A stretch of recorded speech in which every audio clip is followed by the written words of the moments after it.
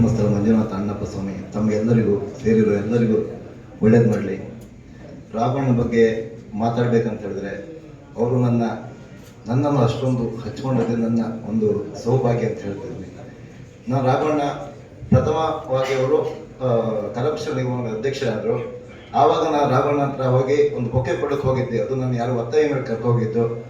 ಅಂಥ ಟೈಮಲ್ಲಿ ನಾನು ಹೋದಾಗಳಿಗೆ ರಾಘವಣ್ಣ ಹತ್ರ ಒಂದೇ ಮಾತಾಡಲಿಕ್ಕೆ ಬಂದಿದ್ದೆ, ರಾಘವಣ್ಣ ನಾನು ನಿಮ್ಮ ಹತ್ರ ಯಾವುದೇ ಕಾರಣಕ್ಕೂ ಸಹಾಯಕ್ಕೆ ಬರುವನಲ್ಲ, ಆದರೆ ನೀವು ನಮ್ಮ ಊರಿನವರು ಅನ್ನುವಂಥ ಒಂದು ಅಭಿಮಾನ ನನಗಿದೆ ಅಂತ ಹೇಳಿಕೆ ಬಂದಿದ್ದೆ.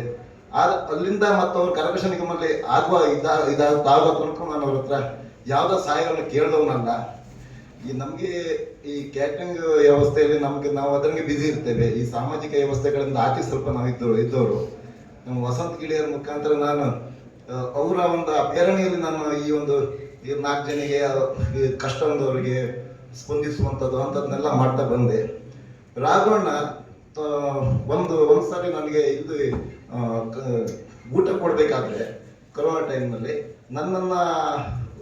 ನಾನು ಬರದೆ, ನಾನು ಮನೆಯಲ್ಲೇ ಇದ್ದೆ. ಆ್ಯಕ್ಚುಲಿ ಅಲ್ಲಿ ಹೋಗ್ಬಾರ್ದು ನಾನು ಸುಮ್ಮನೆ ಇದ್ದೆ. ಯಾಕಂತ ಹೇಳಿದ್ರೆ ನನಗೆ ಇಷ್ಟ ಇದ್ದಿಲ್ಲ, ಬೇಡ ಅಂತ ಸುಮ್ಮನೆ ಇದ್ದೆ.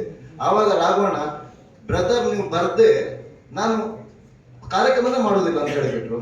ನನ್ನ ತುಂಬ ಇದಾಯ್ತು. ಯಾಕಂತ ಹೇಳಿದ್ರೆ ಇಷ್ಟೊಂದು ದೊಡ್ಡ ವ್ಯಕ್ತಿ ನಾನು ಕಾಯಿಸ್ಬಾರ್ದು ಅಂತ ಹೋಗ್ಬಿಟ್ಟೆ. ನಿಮಗೆಲ್ಲ ಬೋರ್ ಹೊಡೆದು ನಾನು ಬೇಗ ಮುಗಿಸ್ಬಿಡ್ತೇನೆ, ಇಲ್ಲೊಂದು ಒಂದು ನಿಮಿಷ ಮಾತಾಡಿದೆ. ಹೋಗ್ಬಿಟ್ಟೆ.